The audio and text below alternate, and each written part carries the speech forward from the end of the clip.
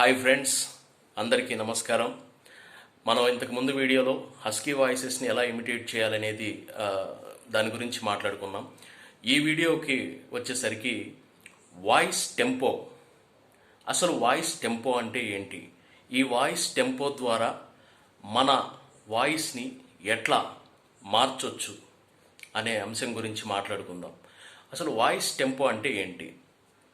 Tempo అంటే ఏం లేదండి, ఇప్పుడు ఒక పాట ఉంది, ఆ పాటకి టెంపో కనుక మనం ఫాస్ట్ చేస్తే, పెంచితే ఆ పాట స్పీడ్గా వెళ్ళిపోతుంది. టెంపో తగ్గిస్తే స్లో అయిపోతుంది. సపోజ్ ఏదన్నా ఒక పాట మామూలుగా ప్లే అవుతున్న దాన్ని టెంపో కనుక పెంచినట్లయితే అని వెళ్ళిపోతుంది. అదే తగ్గిస్తే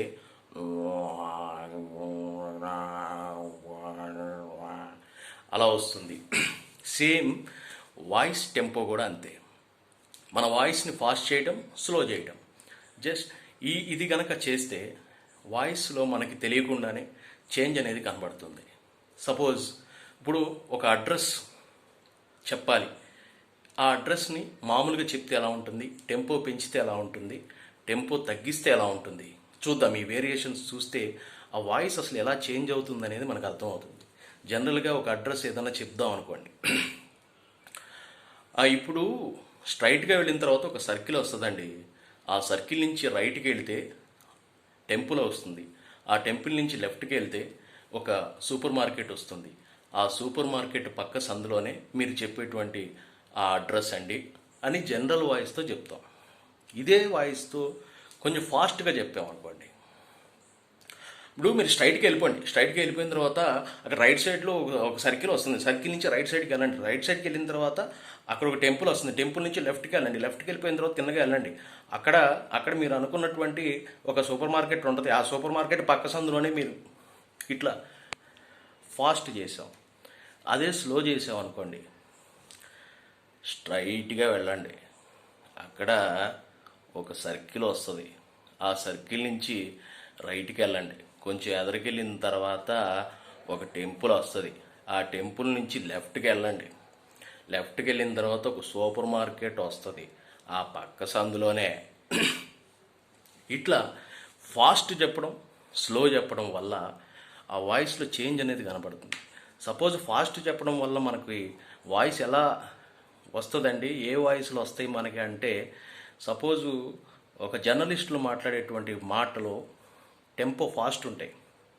అవి ఎలా ఉంటుందో మీకు తెలుసు. జనరల్గా జర్నలిస్టులు మాట్లాడేవి, హరిత నేను ఇక్కడ అమీర్పేటలో ఉన్నాను, ఇక్కడ చూస్తున్నాం వాహనదారులను చాలామందిని చూస్తున్నాం, కానీ వాళ్ళు ఎవరు కూడా మాస్కులు వేసుకున్నటువంటి పరిస్థితుల్లో లేరు. చూస్తుంటే మాత్రం చాలా సిచ్యువేషన్ చాలా భయంకరంగా ఉంది. మీరు చూడొచ్చు, విజువల్స్ చూడొచ్చు, ఎవరు కూడా బాధ్యత రాహిత్యంగా ఉన్నారు అందరూ కూడా.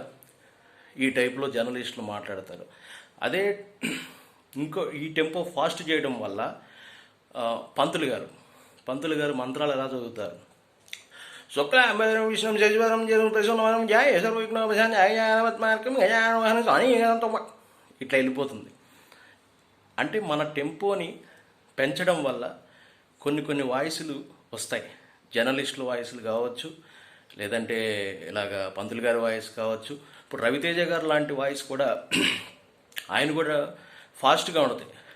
షెడ్యూకి ఎంతో మంది కమిషన్లు వస్తుంటారు, పోతుంటారు, కానీ జంటిగాడు ఇక్కడే ఉంటాడు ఓకే, ఈ టైప్లో ఫాస్ట్లో వెళ్ళిపోతుంది.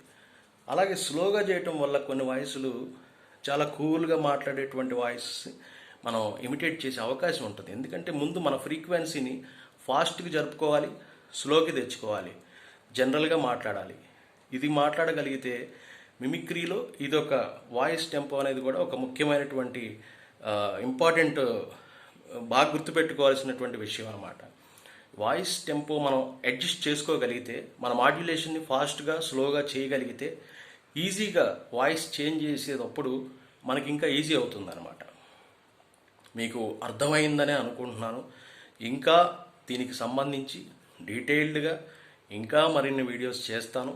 ఖచ్చితంగా మీ అందరికీ కూడా ఎంతో కొంత మీకు కొంత అవగాహన వస్తుంది అని ఆశిస్తున్నాను.